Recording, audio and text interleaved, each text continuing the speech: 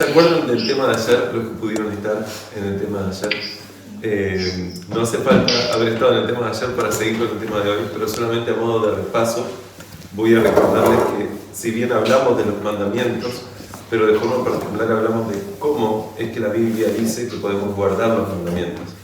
Si nosotros comenzamos a leer los 10 mandamientos que aparecen en Éxodo capítulo 20, desde el versículo 3 en adelante, sencillamente desde el versículo 3 y nos olvidamos del versículo 1 y del versículo 2, no tenemos ese preámbulo que nos ayuda a entender qué cosa es lo que nos habilita o nos capacita para poder guardar los mandamientos de Dios. ¿Se acuerdan cuál era ese preámbulo? Sin ir a la Biblia ahora, si quieren pueden ir. Pero, sí, ¿cuál era? Dice que yo soy Jehová que te sacó de la tierra de Egipto. Ahí está, y de casa de servidumbre.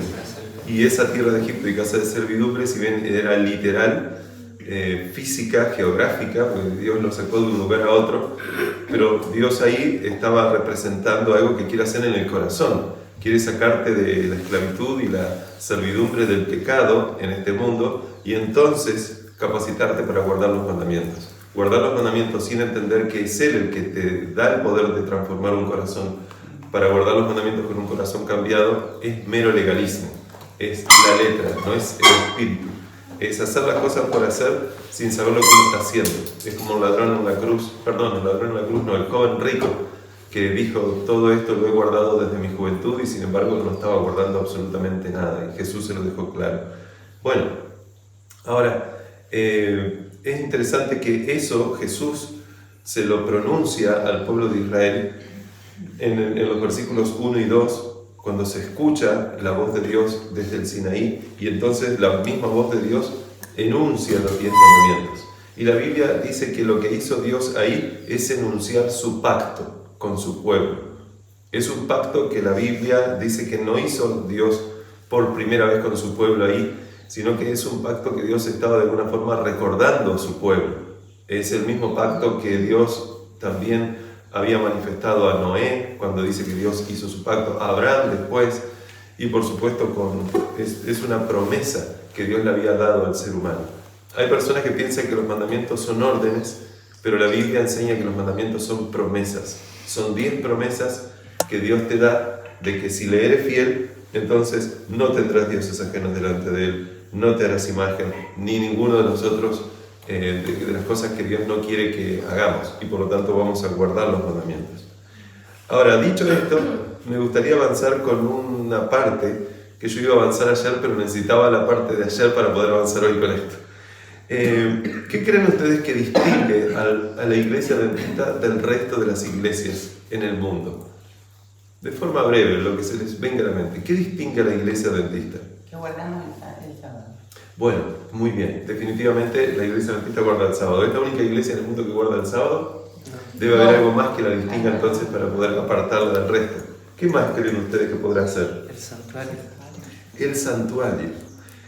El sábado es algo característico de la iglesia, el concepto acerca de la muerte, correcto también, el espíritu de profecía, la reforma pro salud, pero particularmente el santuario. Ahora, ¿por qué el santuario? ¿Por qué el santuario es distintivo de esta iglesia? ¿Qué hay en el santuario? Porque tenemos la luz de que en 1844 Jesús entra al lugar santísimo y hay un santuario celestial. Muy bien. Existe un santuario en la tierra que era la prefiguración del santuario celestial. Si ustedes notan, en el santuario está simbolizado el plan desde afuera del atrio exterior, pasando hacia el atrio exterior y después ingresando al santuario en sí, que tenía 2 partes. Todo ese trayecto del santuario, el camino que tenía que recorrer la persona que ingresaba al atrio exterior hasta el mismo sumo sacerdote que ingresaba al lugar santísimo, es el camino que Jesús tuvo que recorrer por nosotros, que Él nos preparó, nos abrió el camino al Padre para que nosotros, siguiéndolo, podamos hacer exactamente lo mismo. La Biblia dice justamente en Hebreos capítulo 9, versículo 24, ustedes si tienen Biblia pueden verificar, pueden ir a Hebreos capítulo 9, versículo 24, donde ahí dice que Jesús,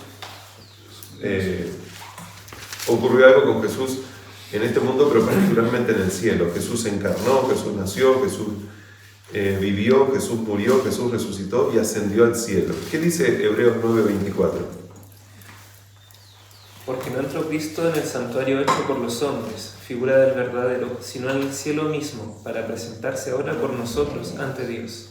Bien, así que Él se presentó en un santuario celestial. Si nuestros pioneros hubieran entendido esto, no hubieran sido chasqueados.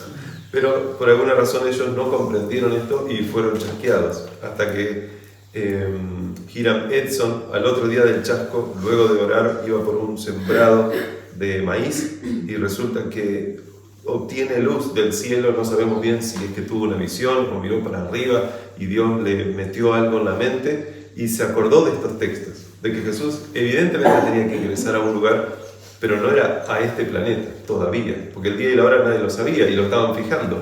Así que tenía que ser otra cosa, y esa otra cosa tenía que ser el santuario celestial. Ahora la pregunta es, ¿para qué fue Jesús al cielo concretamente? Bueno, la Biblia enseña que Él primero tenía que pasar al lugar santo y después al lugar santísimo. ¿Qué estuvo haciendo durante 1810 años en el lugar santo para luego entrar en el lugar santísimo? ¿Por qué no entrar directamente al lugar santísimo? Porque en ambos Él ha estado intercediendo. ¿Qué diferencia un lugar del otro? No sé si alguien quiere hablar. Si no podemos... Miren, para hacerlo resumido, la Biblia dice que Jesús ingresa al lugar santo, así como el sacerdote ingresaba al lugar santo. En el lugar santo había 3 muebles, y esos 3 muebles eran la mesa de los panes de la proposición, el candelabro con 7 brazos, el altar de incienso o con incienso, que era de oro, que tenía incienso, y cada una de estas cosas definitivamente que representaba, podríamos decir, la palabra de Dios, el estudio de la Biblia, el mismo Cristo representado ahí por los panes, por la mesa, por el vino que estaba debajo de los panes también. Después el candelabro que representaba al mismo Cristo, porque Él dijo, yo soy la luz del mundo, pero Él también dijo, vosotros sois la luz del mundo. Y al mismo tiempo el aceite con el fuego representaba el Espíritu Santo, o sea, noten eso ahí. Y después el incensario que había ahí en ese altar, en la parte de arriba del altar era como un incensario, representaba las oraciones de los santos, pero mezcladas con la gracia de Cristo que era llevada al otro lado, a la presencia del Padre en el lugar santísimo. Todo eso que hizo Jesús por nosotros, la Biblia dice que desde el lugar santo se conceden esos méritos de Cristo a los seres humanos, no porque los seres humanos hayan hecho algo, pero esa gracia que ganó Cristo para el ser humano finalmente se la puede dar en el lugar santo. En el lugar santo de alguna forma se evidencia el perdón de los pecados, el perdón de los pecados del pecador. Ahora la Biblia dice que hay una diferencia entre perdonar pecados y borrar pecados. ¿Sabían que hay una diferencia entre perdonar y borrar pecados? La Biblia dice que cuando uno peca, si se arrepiente, de forma simbólica, Dios echa esos pecados a lo profundo del mar para que nunca más aparezca, ¿verdad? Pero los pecados quedan en lo profundo del mar. En algún momento tendrían que ser eliminados esos pecados. La Biblia dice que cuando el sacerdote mataba a la víctima y entonces llevaba la sangre del altar de sacrificio al lugar santo, el santuario era contaminado. ¿Por qué era contaminado, creen ustedes? El santuario por llevar sangre de un animal adentro del santuario. Porque debía ser rociada en el altar, o sea, en el arca. Sí, realmente eso pasaba en el lugar santísimo, pero antes, ¿se acuerdan? Durante todo eso pasaba una vez al año, correcto, pero durante todos los otros días la sangre tenía que ser colocada en los cuernos del altar de bronce y tenía que ingresar, y a veces se tenía que salpicar en el velo. ¿Por qué se contaminaba el santuario? Más allá de que físicamente no es muy agradable tener una tela manchada de sangre cada rato, pero ¿por qué espiritualmente se podría contaminar un santuario? Bien, el pecado, porque la Biblia dice que el pecador tenía que llevar una víctima, el sacrificio, y tenía que poner sus manos y tenía que confesar sus pecados. Y esos pecados, de forma simbólica, eran transmitidos a ese corderito. Ahora, era como que ese corderito cargaba con el pecado de la víctima. La víctima ya no tenía ese pecado que había sido transferido a ese cordero. Y la Biblia enseña que de forma particular la vida está representada en la sangre de un ser, ¿no? De un ser humano, en este caso de un animal. Y por lo tanto, cuando se quitaba la sangre de ese animal y se llevaba dentro la sangre, lo que se llevaba realmente, aparte de la sangre, era lo que contenía esa sangre, lo que contenía esa vida. Y la vida del pecador contenía pecado, pero ahora era la vida de la víctima la que contenía pecado. Entonces, cuando se salpicaba con sangre, lo que se hacía se contaminaba el santuario con pecado. Por eso era necesario después descontaminar el santuario o purificar el santuario. Y eso ocurría una vez al año cuando el sumo sacerdote ingresaba ya al lugar santísimo, también con sangre, pero ahora no para contaminar nada con sangre, sino para purificar el santuario. Y de hecho ustedes quizás recuerdan que después que hacía eso, volvía al atrio exterior y volvía a colocar sus manos sobre otra víctima, que era un macho cabrío representando a Azazel o a Satanás, que era llevado al desierto y allí moría. Bueno, todo el trayecto que Cristo iba a hacer para poder salvar a este mundo. Entonces, noten que la Biblia dice que una cosa es perdonar los pecados y otra cosa es borrarlos. Cuando el pecado del pecador ingresaba en el santuario, lo que ocurría es que contaminaba el santuario. Pero ahora era necesario purificar el santuario. Y la purificación del santuario ocurría desde el lugar santísimo. Y desde el lugar santísimo no solo ocurría la purificación del santuario físicamente, sino que debía ocurrir algo en el corazón de los israelitas. Ese día se conocía como el día de expiación. ¿Se acuerdan cuál era la postura, la actitud que tenía que tener el pueblo de Israel en ese día?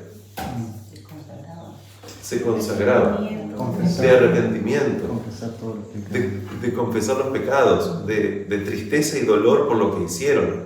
No era un día de regocijo en un sentido, pero no era un día para estar, como decimos en Uruguay, no sé si aquí también es el dicho, tirar la casa por la ventana, ¿no? ¿No me dirán? Sí, significa como es que fiesta por todos lados. Sí, es una fiesta espiritual de que Dios estaba purificando el santuario, pero Dios quería que el corazón de sus hijos estuviera contrito, humillado, triste por lo que habían hecho. Bueno, eso pasaba con el pueblo de Israel. Ahora vamos al santuario celestial y pensemos en esto.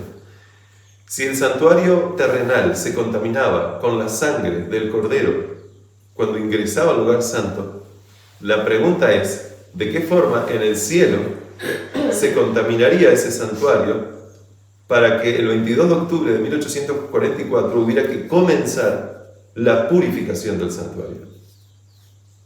Porque esto es importante. A veces pensamos que no, el santuario solo está contaminado acá abajo, en el planeta Tierra. En el cielo no hay contaminación. Si no hay contaminación, ¿por qué dice la Biblia en Daniel 8:14 que el santuario necesita ser purificado?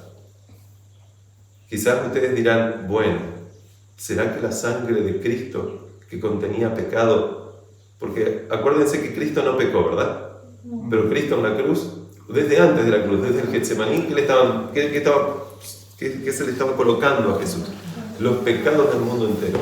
Y en la cruz, dice la Biblia, bueno, que Él murió por los pecados del mundo. Él tenía los pecados, Él no era pecador, pero Él portó el pecado, hasta tal punto que la Biblia dice que Él se hizo pecado y Él murió por nosotros. Ahora, la sangre de Jesús no contamina, la sangre de Jesús purifica. Si ustedes recuerdan, la Biblia prohibía comer sangre, tomar o comer sangre, ¿no?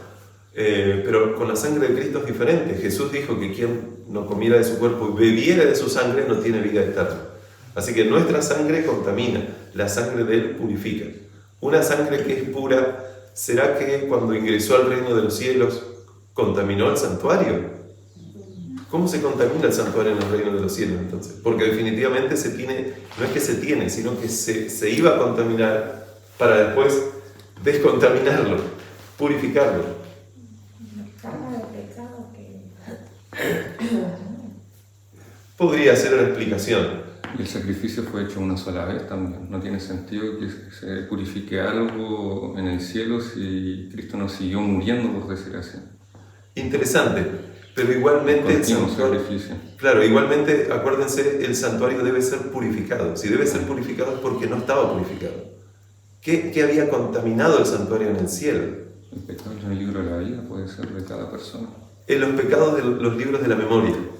Muy bien, ¿cómo es tu nombre? Isaac. Isaac dijo algo muy importante. La Biblia habla de dos tipos de libros que existen en el cielo. No sabemos si son así o no sabemos si son con una tecnología que no tenemos idea cómo. Pero hay registros en el cielo. Registros de cada una de nuestras acciones. Y esas acciones están registradas en lo que la Biblia llama los libros de la memoria. Vayan al capítulo 7, a Apocalipsis también, y ahí dice que fue abierto un libro que era el libro de la vida. Y fueron abiertos los otros libros. Y los muertos fueron juzgados por las obras de los otros libros. El otro tipo de libro, yo lo acabo de mencionar, y lo mencionó también Isaac, es el libro de la vida. Ahí sencillamente están escritos nuestros nombres, y Elena de White dice que cuando una persona finalmente es redimida, al lado del nombre de esa persona se le coloca perdonado. Y si esa persona tristemente se aparta de Dios, ese nombre es borrado del libro de la memoria. Bueno, eso dice Apocalipsis, ¿no? De que si alguno agrega a este libro, Dios le agregaría plagas, y si uno quita de este libro, Dios le quitará el nombre del libro de la vida. Pero la cuestión es que en los libros de la memoria están escritas las acciones. Y de acuerdo a lo que se nos dice, de lo que dice Elena de White, esos libros están en el santuario. Y cuando se escriben los pecados de nosotros, se registra el pecado. Y hay un registro que si no se borra, es un registro eterno del pecado. Y si Dios no hace algo con ese registro y no borra ese registro, lo que va a ocurrir es que en alguna parte del universo, aunque Dios purifique todo, va a haber pecado, porque va a quedar el registro de ese pecado. Entonces es necesario que Dios borre esos registros. En otras palabras, lo que contamina el santuario en el cielo no es la sangre de Cristo, sino es el registro de nuestros pecados en esos libros de la memoria, que Dios quiere borrar. Ahora, ¿cómo puede borrar? Porque Él todavía no ha borrado, por lo menos de nosotros que estamos vivos. La Biblia dice que hay un juicio que se divide en dos etapas. No sabemos cuándo comienza la segunda. La primera etapa es el juicio de los muertos, de todos los que murieron desde Adán en adelante. A partir de un momento determinado, no sabemos cuándo, comenzará la etapa del juicio de los vivos.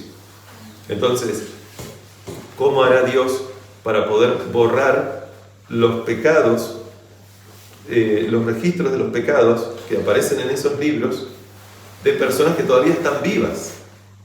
Porque de las personas que murieron parece que es fácil, los que se arrepintieron se borran todos esos registros, los que no se arrepintieron no se borra, queda un registro para después, cuando resuciten en la tercera venida de Jesús, Dios tenga la evidencia para poder decir, este se equivocó y no me aceptó, entonces tristemente no puede ingresar al reino de los cielos. Pero la pregunta es, ¿cómo Dios va a borrar cosas en el reino de los cielos, que es en el santuario, si todavía hay seres humanos vivos que todavía no fueron juzgados, o cuando sean juzgados?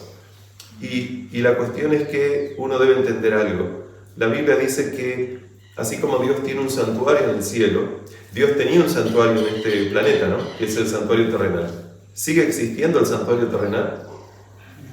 No, ¿verdad? Fue destruido y nunca más fue reconstruido. En el Medio Oriente, bueno, ahí en Israel, en Jerusalén, los israelíes lo quieren reconstruir, pero hay una mezquita. Va a explotar la Tercera Guerra Mundial si tocan ahí. Bueno, la cuestión es que sabemos que no importa si lo reconstruyeran, eso no tiene nada que ver con el santuario celestial, que es el verdadero. Pero sí Dios tiene un templo terrenal en este mundo, todavía. Y siempre lo tuvo. Y quizás los seres humanos no se daban cuenta. Y ese templo terrenal, hermanos, somos nosotros. Y ustedes dirán, ¿cómo? Claro, porque la Biblia dice, somos templo del Espíritu Santo. Y la Biblia dice que Dios quiere purificar su santo templo. Entonces nosotros somos templos vivientes. Y así como hay un lugar santísimo en el cielo, en un aposento alto, es interesante, o nuestro aposento alto sería ese lugar santísimo en el cielo, desde donde Jesús está haciendo una obra, Dios también tiene un aposento alto en cada uno de nosotros, en este mundo.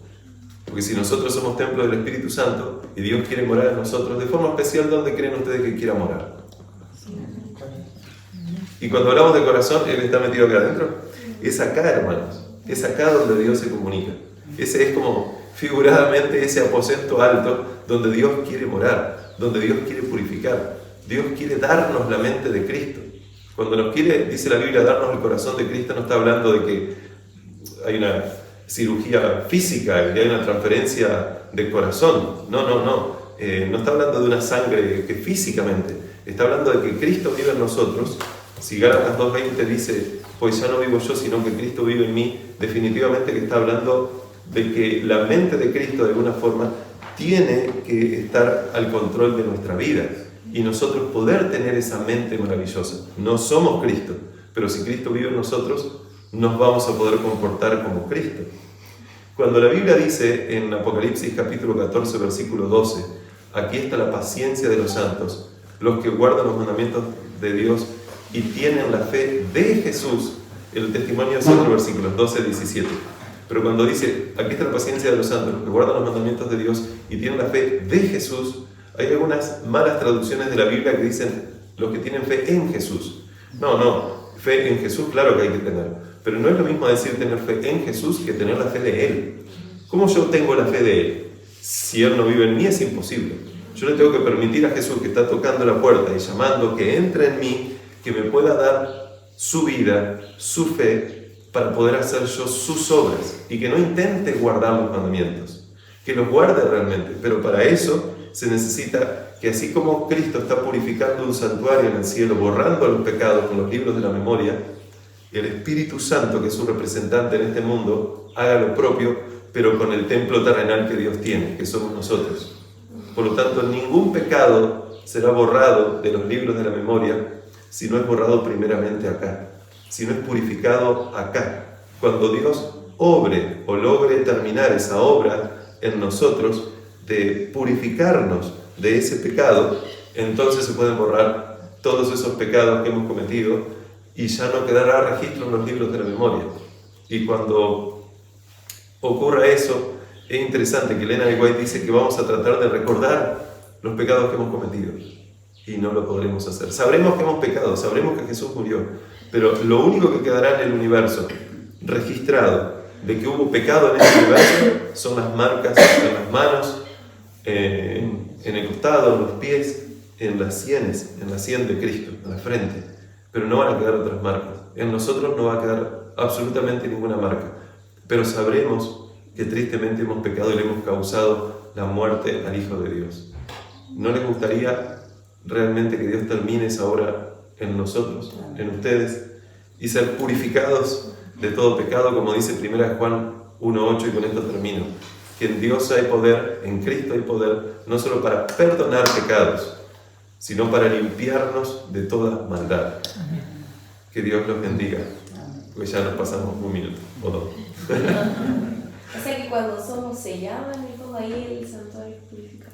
Cuando somos sellados es porque nuestro nombre ya pasó por el juicio. En el momento que nuestro nombre pasó por el juicio y fuimos hallados aceptos, fuimos sellados.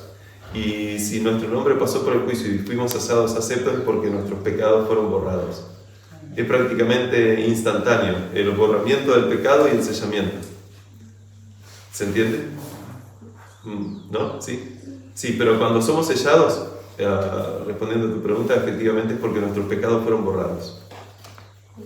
Y ahí es como que innatamente uno guarda por consecuencia, ¿no? O sea, los mandamientos, como, porque en el fondo lo que no. sellar en nosotros es su carácter, ¿no? Podemos hablar de eso mañana, si quieren, pero para responder a esa pregunta, ¿qué viene primero? ¿El sellamiento o guardar los mandamientos de Dios? Lo podemos ver mañana, sin problema, porque esto es más amplio de explicar. Pero hay una respuesta para eso, la Biblia la tiene. Pero adelanto igualmente a tu pregunta, bueno, podemos explicar mañana, que la Biblia dice que el sellamiento ocurre cuando se observa que realmente el corazón está convertido. El sellamiento no es lo que convierte el corazón. El sellamiento es una consecuencia de que el corazón realmente fue convertido. Acuérdense que en esencia el símbolo del sello es el sábado. Y para nosotros, dice Elena White, va a ser invisible. Pero para el ángel de Dios, los ángeles de Dios, no va a ser invisible. Los ángeles de Dios van a ver un sello en nosotros. No sé cómo, no me pregunten qué van a ver, pero la Biblia dice que Elena White dice que para los ángeles no es invisible. Los ángeles tienen que saber a quién proteger, a quién no, porque el ángel no te puede leer el corazón, salvo que Dios le dé ese poder. El único que puede leer la mente es Dios. Entonces tiene que haber una señal. ¿Se acuerdan cuál fue la señal cuando estaban por salir de la esclavitud? Que hacía que el ángel los protegiera o el ángel eliminara la sangre. Entonces, no es que vamos a tener sangre acá, pero ese sello va a estar simbolizando esa sangre que fue derramada en la cruz. Y los ángeles van a poder protegernos. Pero si ustedes recuerdan, en Ezequiel capítulo 9 aparece ese sello también, y el que coloca el sello es un ángel con un tintero de escribano. O sea, podríamos decir que el sello en esencia es como que si respondiera a un trámite administrativo que viene como consecuencia de algo que sucedió antes. El sello de Dios, acuérdense que es la firma, ¿no? Comparamos el sábado como con lo último que Dios hizo. En un cuadro lo último que hace un pintor es poner la firma, algo que lo identifique, y el sábado identifica al Dios verdadero. Por lo tanto, el sello tiene que ser lo último que se pone. ¿Qué hacen ustedes si dan un cheque? ¿Lo completan y después lo firman, o lo firman y lo dan en blanco? Hay que primero que quede claro, y lo último que se pone es el sello, es la firma, ¿no? Bueno, es interesante que Dios, cuando acabe esa obra en nosotros, nos pone el sello. No es que nos pone el sello y acaba la obra, pero claramente, si la obra está acabada, debe haber un sello. Sin sello no se sabe quién es de Dios y quién no. Una pregunta. Sí. Dicen que el Señor no hace nada sin anunciar antes a su pueblo. Ajá. 1844 es prueba de eso. Uh-huh. Ahora, usted acaba de decir que no sabemos cuándo nuestro nombre pase. Uh-huh. Alguna vez yo escuché una prédica de alguien que decía que realmente está anunciado eso, que el juicio para los vivos empezaría cuando se dicte la ley dominical. Ahora, que por qué Elena de White no dice eso, es porque leyeron una parte de los testimonios en las que dice la hermana que aún en adelante seguirá viendo luz. Ahora, el que lea entienda, ¿no? ¿Qué de cierto hay en eso? Porque claro, humanamente pienso y digo, ¿cuándo mi nombre puede ser pasado? Y bueno, es preocupante. Sí, definitivamente no tendría sentido que el juicio de los vivos comience antes de la ley dominical, porque Elena de White dice que la última gran prueba para el pueblo de Dios será la ley dominical. Entonces se tiene que evidenciar en esa prueba si estos seres humanos son fieles o no. Si no fuera así, sería como que Dios crea el árbol del conocimiento del bien y del mal, lo deja ahí, y antes de ser probado el ser humano, Dios ya decide qué va a hacer con el ser humano. No, el ser humano tenía que pasar por la prueba. Entonces, va a ser después de la ley dominical. Ahora, si va a ser en el momento en que se dicta, no lo sabemos. O si va a ser 2 horas después, o si va a ser 2 meses después, no lo sabemos. Porque también debemos recordar que la ley dominical primero comenzará en Estados Unidos y al poquito tiempo en el resto del mundo. Entonces, lo que sí sabemos es que a medida que va avanzando hacia el mundo, cada persona que es expuesta a esa prueba tiene que tomar una decisión. Los adventistas del séptimo día se supone que son los primeros en darse cuenta de eso, y por lo tanto los primeros en ser juzgados. Pero habrá personas, también se nos dice, que no tendrán luz todavía acerca de eso, y que para ellos todavía el tiempo de gracia no se les habrá terminado. Y igualmente, no quiero extender. Ustedes me cortan, ustedes me están preguntando, así que ustedes corten aquí. Yo no. Pero imagínense, sale la ley dominical, ahora, ¿no? Y se enteran en Estados Unidos algunos, se enteran acá en Chile otros, y nosotros estamos acá, ¿no? Acá y todavía no sabemos nada. Y supongamos, nos quedamos 5 días acá y no prendimos la tele, nada. Estamos como aislados, ¿no? ¿Cuándo comenzaría la prueba de la ley dominical para nosotros? ¿En el momento en que se dictó O sea, ¿cuándo comenzaría en esencia el juicio de los vivos para nosotros? ¿En el momento que se dictó o en el momento que fuimos expuestos a la prueba? Y si esa exposición ocurre un mes después, porque nos vienen a buscar por alguna razón X, ahí va a ser el momento para nosotros. No va a ser el momento en que surgió la ley, sino que te enteraste de la ley. Entonces, yo no sé cuánto tiempo va a durar eso. Va a ser un tiempo breve, pero no va a ser todo al mismo tiempo. Por eso el juicio va pasando uno a uno. Y no van a ser en paralelo los juicios tampoco.